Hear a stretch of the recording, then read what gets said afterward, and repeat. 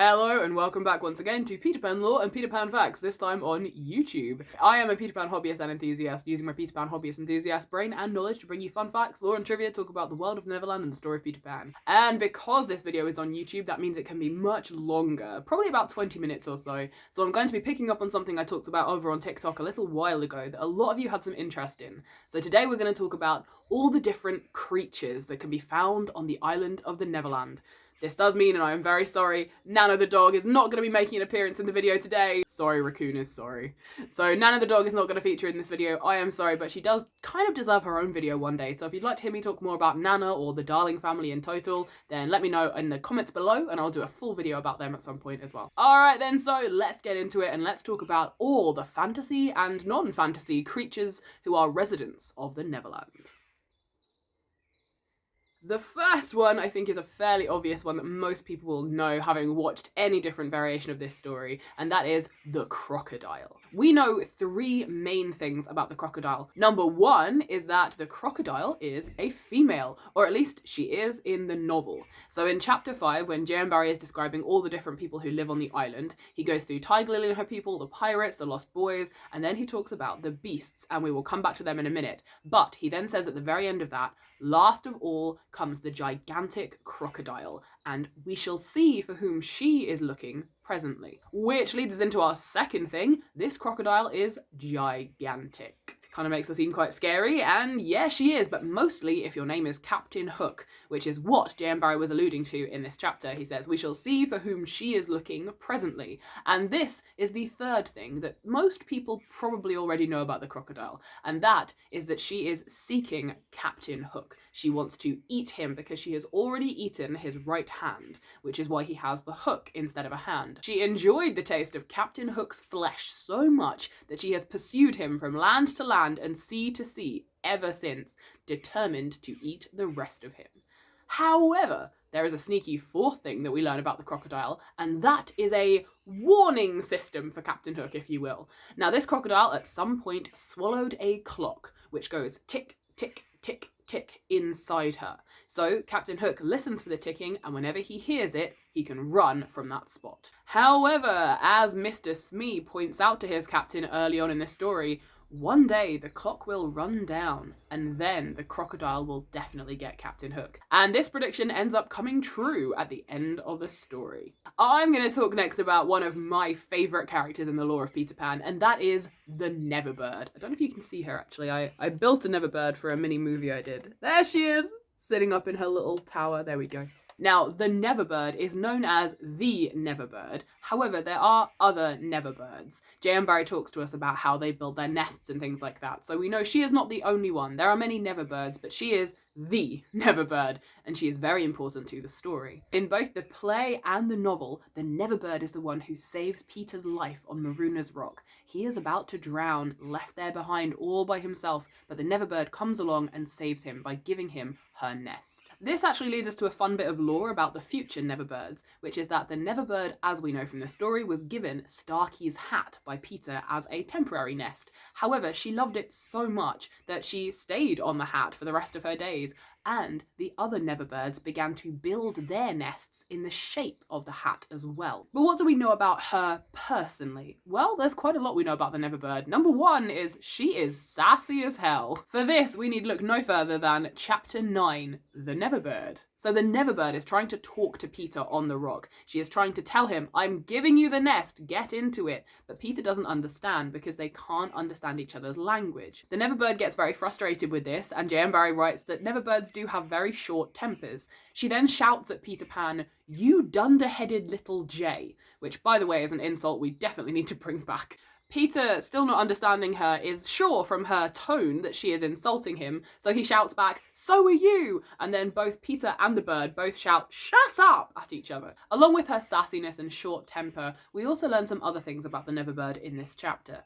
We learn that she is loyal to Peter, to the point where she is exhausting herself by using her wings to paddle her nest closer and closer to the rock. However, once she has abandoned the nest and flown up into the sky, she doesn't fly away. She hangs around to watch Peter get in. This is not because she wants to make sure he's safe, but it's because she is curious to see what the boy does with her eggs. When Peter picks the 2 eggs up as he's getting into the nest, the Neverbird covers her face with her wings. So while she is loyal to Peter and determined to save him, she's not sure whether he's going to destroy her eggs or not, and it seems it's a price she's willing to pay to save his life. However, at this point, Peter spots the pirate Starkey's hat, which is still on a stave on Maruna's rock. He puts the eggs into the hat and sets that floating on the lagoon. The Neverbird is delighted with this, screams her admiration of Peter, who of course agrees with her, and then the Neverbird and Peter are borne off in different directions, Peter on the nest and the Neverbird on Starkey's hat. This next one is another group of creatures that people definitely know about on the Neverland, and that is, of course, the fairies. You definitely know at least one of their number, which is the fairy Tinkerbell. There is a lot of fairy lore that I can get into. I'm going to try and condense it as much as possible. I have done a TikTok video where I just talk about the fairies before, so if you'd like to see more, head on over to the TikTok page. Or hey, if you want me to do a full YouTube video talking about the fairies, let me know in the comments down below. So for now, here's the quick, shortened, condensed version. We know from J.M. Barrie's lore in The Little White Bird that fairies like to dress like the flowers, and they change with every season. Their favourite flowers are crocuses and hyacinths, but they consider tulips to be garish, except the white ones, which they use for cradles for their little ones. Fairies are described as being very inquisitive, often pressing their noses against windows to see what's going on, including looking through the windows of their own queen's palace. In comparison between fairies and humans, J.M. Barrie writes in his lore that fairies are never really doing anything, but are very good at looking busy. You may remember the beginning of fairies, which is described as when the first baby laughed for the first time, the laugh broke into thousands of pieces, and they all went skipping about, and this was the beginning of fairies. We also learn that they have a postman, but he only calls at Christmas. And they have beautiful school buildings, but nothing is taught in them. They also love dancing. Peter has played music for many grand fairy occasions. They have balls and galas and things like this, and they often dance in fairy circles, which is where you can see a fairy ring left as an indent in the grass. We also know that because fairies are so small, they don't live very long. However, a short while, because they're so small, also seems like a long time to them. And because they are so small, they can only feel one emotion at a time. They can change, but it must be a complete change, say from happiness to, I don't know, jealousy, like Tinkerbell. And perhaps one of my favourite facts about the fairies is this. The mauve fairies are boys, the white fairies are girls, and there are other colours who don't know what they are. This next one will be quite quick because we only have about a sentence of information about them, but I love it. It has so many possibilities, and if I do an adaptation, I will be including them. And this is the gnomes. Yes, there are gnomes on the Neverland. All we know about them is that they are described as mostly tailors. I will let you think about that. Tell me in the comments down below any thoughts you have about what that could mean for life on the island. I always like to imagine that the fairies go to the gnome tailors to help them with their outfits. Every time they're changing with the seasons, every time they're making something really fancy to go to a party, the gnome tailors will help them to sew all their outfits together. So I really like that idea. You may not have known this one unless you've read the novel or seen the play, but there are wolves on the Neverland. And one of them in particular is quite special. So J.M. Barrie describes that when everyone is dreaming of and imagining their own Neverland, they all have similarities and you're thinking of roughly the right place, but everyone puts their own things onto them. For example, Michael Darling, when he was very, very small, imagined that the island was a flamingo with lagoons flying over it because his imagination was, well, that of a child. And one of the things that Wendy Darling imagined was that there was a stray wolf pup that she adopted and became her friend on the island. So when the Darling children really went to visit the real Neverland, Wendy found the wolf pup and they ran into each other's arms and the wolf followed her about pretty much everywhere until she left the island. And once again, adding to the list of things adaptations have just never bothered to include: the Neverbird, the gnomes, and Wendys Pet wolf. Ah, adaptations. When will you ever cease disappointing me? Alright, what's next? Lions and tigers and bears, oh my! Yep. There are lions, tigers, and bears on the Neverland. And we do know just a little bit more about the lions and the bears. So at some point that we don't see in the novel, but we do hear about because J.M. Barrie tells us about it, Peter Pan drew a circle around him in the dirt and challenged lions who were brave enough to cross it and fight him. He waited for hours and hours and none of them dared cross this line. Meanwhile, the bears, we know, occasionally will get slain by the lost boys because they wear the skins of bears that they have slain themselves. This is why they're described as very sure-footed, because as soon as they fall, they roll because they're so round and furry. This, I believe, is also why the Disney movie put them all in different animal suits, because that way they were still wearing sort of the skins of animals, but they were all easier to tell apart because they had a different animal as opposed to a different colour of bear fur, that kind of thing. And yeah, sure, that's totally why I chose to wear this raccoon onesie while I was filming today. It's not because I'm really, really cold or anything. Absolutely not. Another type of creature that resides on the island are the Never Ostriches.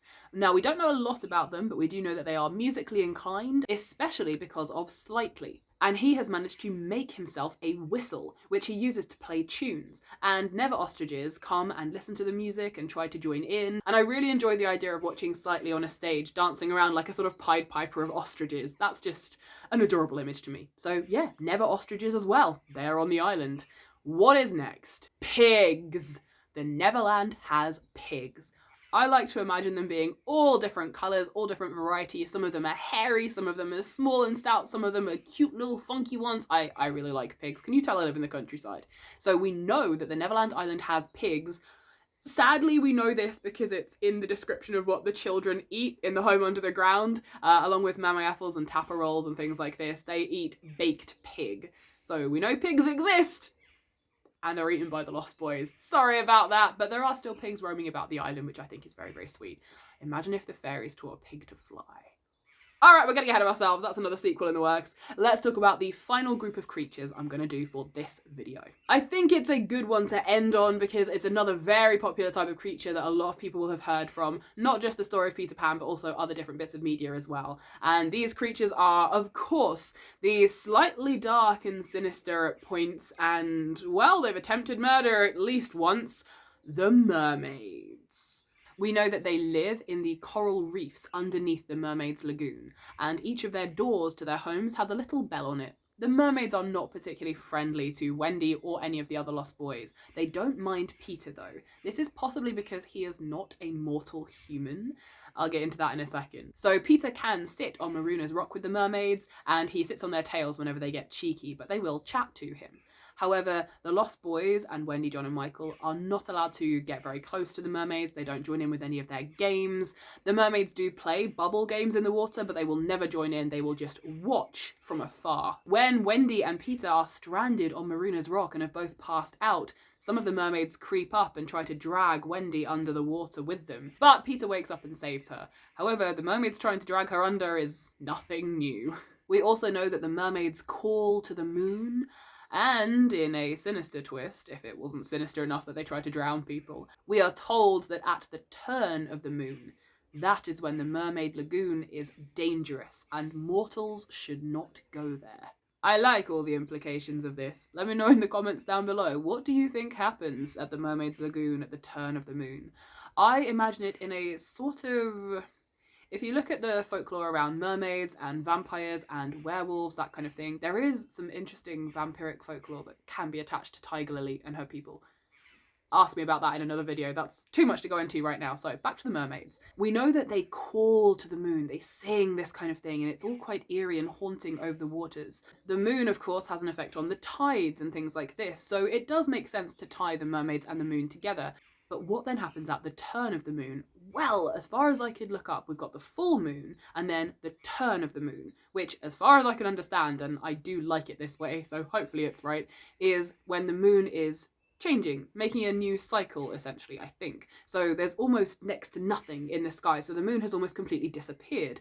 And this making the mermaids in a sort of werewolfy, but in the opposite direction way, when there's no moon at all, or next to no moon, it makes them go a bit feral, a bit wild. They don't know what to do with themselves. I like this as an idea of why the mermaid's lagoon is so dangerous for mortals at the turn of the moon specifically. But what do you think? Let me know in the comments down below. That brings us to the end of this week's video. I am going to be bringing out some more TikTok videos very soon, so head on over there if you haven't already, and I will be finishing reading the novel very soon as well. I've got about 2 more videos to get through the next, I think we've got about 10 chapters left, so they will be coming up as soon as I can. I have been kind of busy with work, so I am very sorry. As you guys know, I'm trying to be bi-weekly with my videos because I have one Monday on this account, and then on my cosplay account, my MaukusNoise page, I do a video there as well. So every Monday there's a video, it's just alternating between each of the accounts. When I get a bit more time and I can do a backlog of videos, I will try to do them every single week, but I can't promise that right now because I just do not have the time. But if you would like to support me, I do have a Peter Pan Patreon page, and if you would like to support my cosplay account and buy any of the things, then I have a Ko-fi account, which is my MaukusNoise cosplay account, but it does have a few Peter Pan-y things on there for you to buy in the shop as well. Of course, if you're not following me on TikTok, I'm very surprised. How did you find my YouTube without my TikTok? But also quite impressed. So if you're not, go follow my TikTok. If you are having an enjoyable time with this video, then please give the video a like, give it a comment, follow, subscribe, all the wonderful things. And in the meantime, don't forget to hydrate, have a wonderful rest of your week. And if there's anything else you'd like this Peter Pan hobbyist enthusiast to do a video about or go into more detail about, let me know in the comments down below. All right. Bye everybody, goodbye!